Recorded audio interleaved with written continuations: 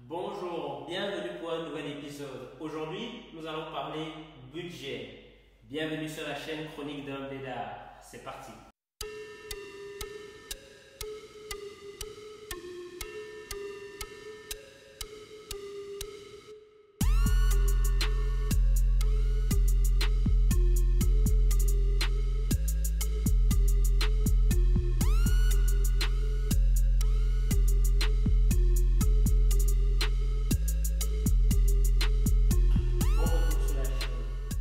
Aujourd'hui, je souhaiterais parler d'un sujet particulier. Pour atteindre notre objectif d'indépendance financière, nous allons avoir besoin de maîtriser plusieurs compétences. Une compétence basique et indispensable à qui que ce soit qui envisage de parcourir ce chemin est de savoir créer un budget. Créer et se tenir à un budget. Sans cette compétence, qui que vous soyez, vous allez échouer. Pourquoi? Tout simplement parce que pour pouvoir progresser, il faut savoir mesurer. Mesurer les efforts, mesurer le progrès. Si on ne sait pas mesurer le progrès, on ne sait pas améliorer. Donc, aujourd'hui, on parle budget.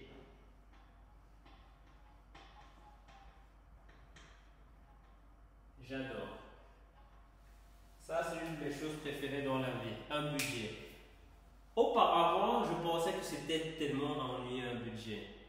Mais une fois qu'on apprend l'utilité de ceci, ça c'est un super pouvoir. Ceci, c'est un super pouvoir dans la société d'aujourd'hui. Celui qui maîtrise ceci, il arrive à faire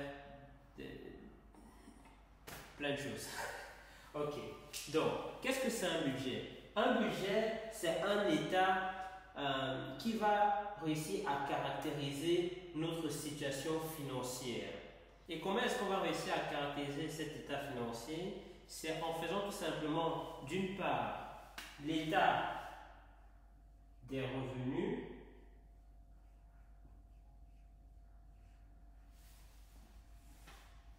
et d'autre part, l'état des dépenses.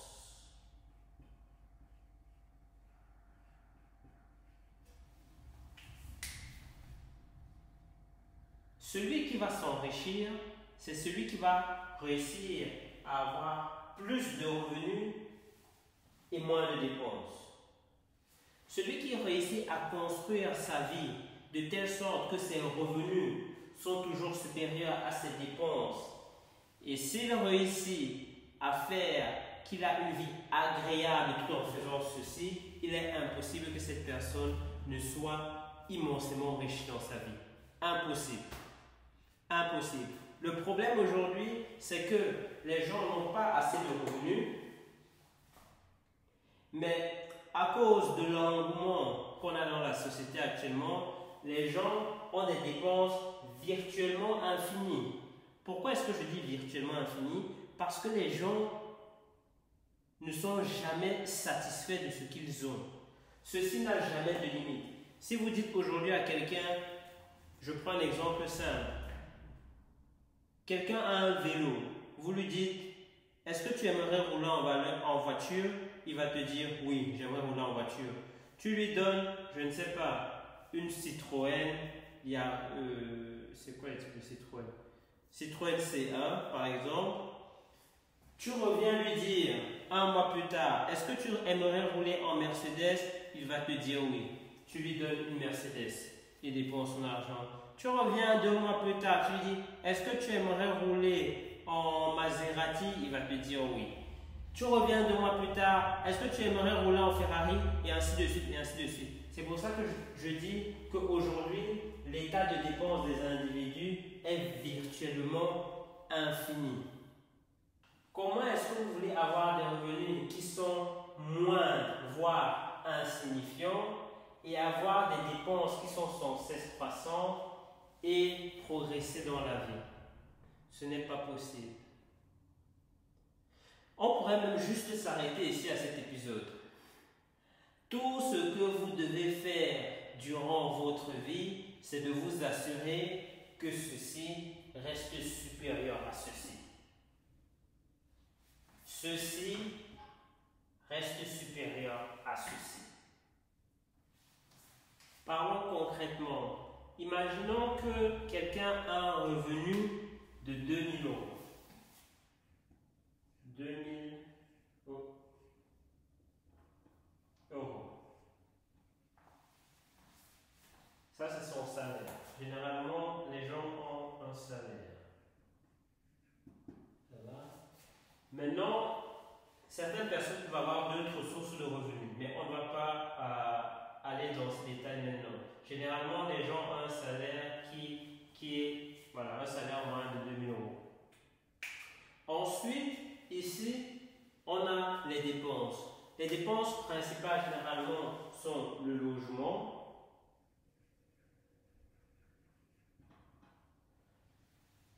la nourriture,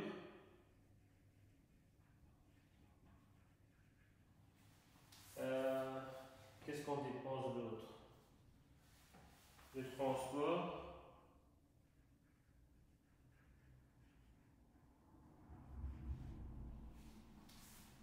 et puis on va dire le divertissement.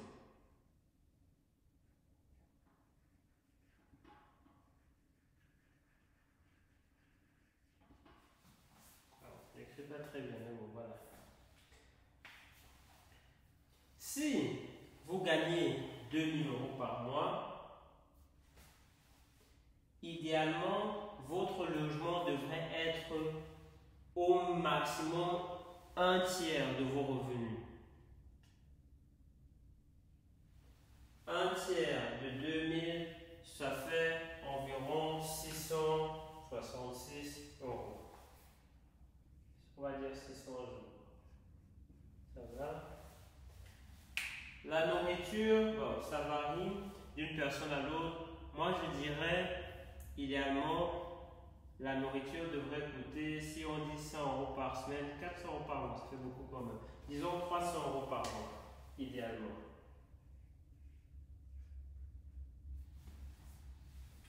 Transport. Bon, maintenant, le transport, ça dépend. Il y a des gens qui ont besoin d'avoir un moyen de transport relativement efficace pour leur travail.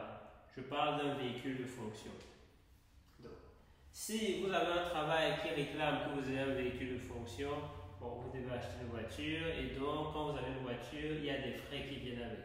Il y a l'essence, il y a l'assurance, il y a les frais de circulation, il y a le car wash, ainsi de suite, ainsi de suite, ainsi de suite. Donc les dépenses mensuelles d'un véhicule, on va dire en moyenne 400 euros.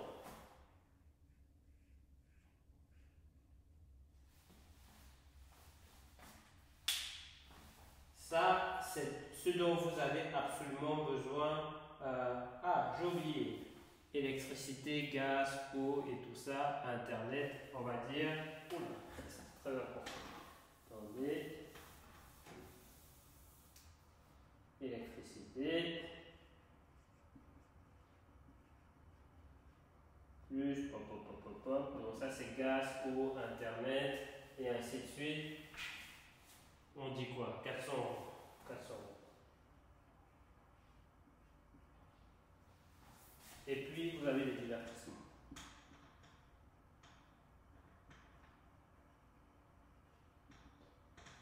Donc, si on fait déjà la somme de ce qu'on va appeler les indispensables, nous sommes à 800 plus 900. Ça fait 1700 euros. 1700 euros d'aide indispensable. Et donc, il reste 300 euros. Quelqu'un qui est sérieux dans son entreprise à vouloir devenir libre financièrement pourrait prendre l'ensemble de ces 300 euros, dont 2000 moins 1700, et les mettre dans ses économies, 300 euros.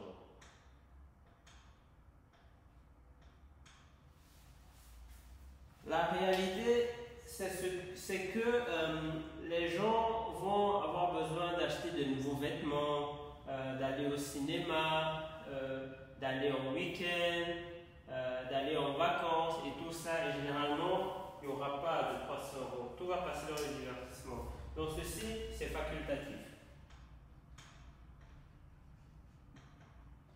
Les gens vont maintenant me dire, ah Michael, comment tu peux dire que se divertir c'est facultatif?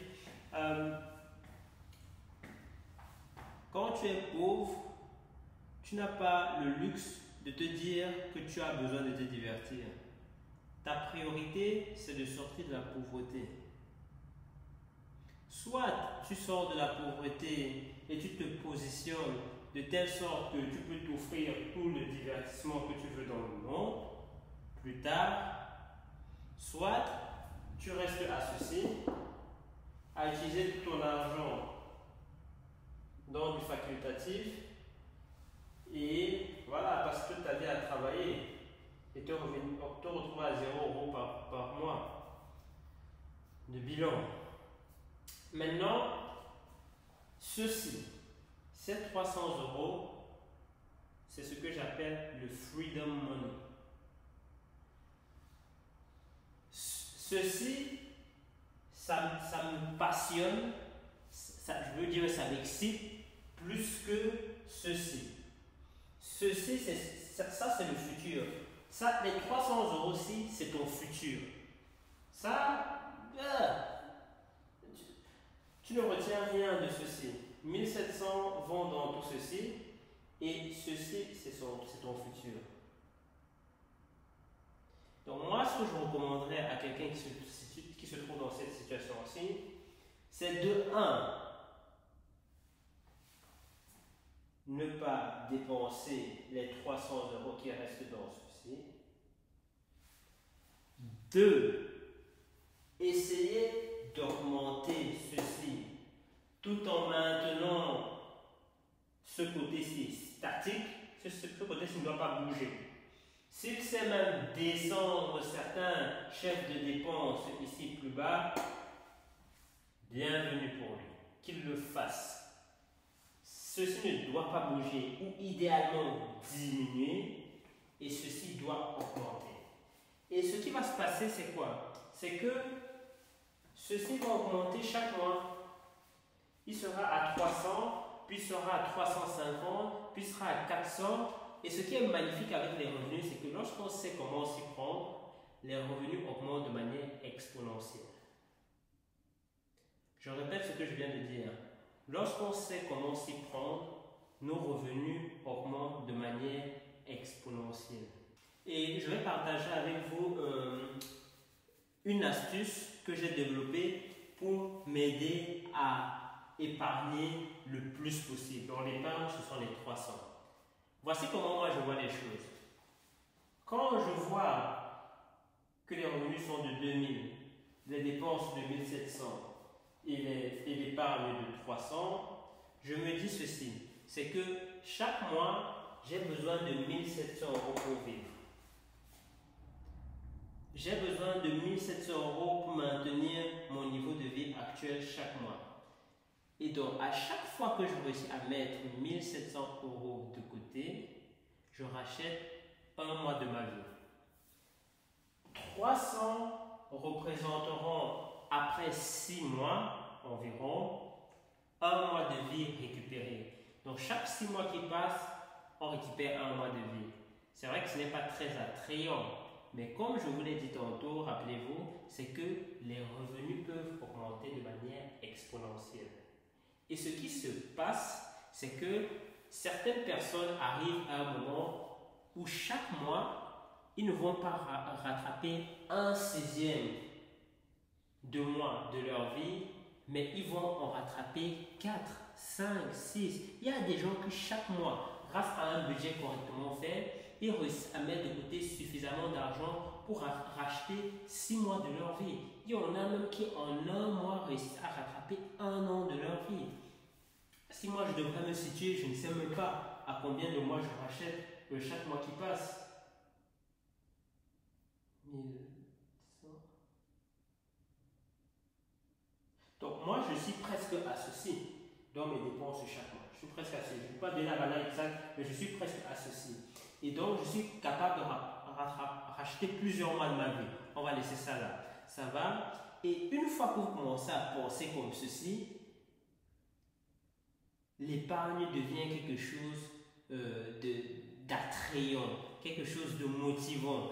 Et c'est juste magnifique.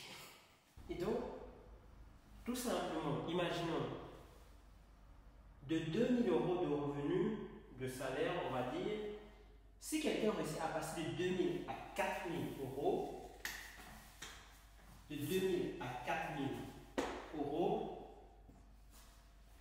il a rajouté 2 000 sur son salaire, il passe de 300 à 2 300.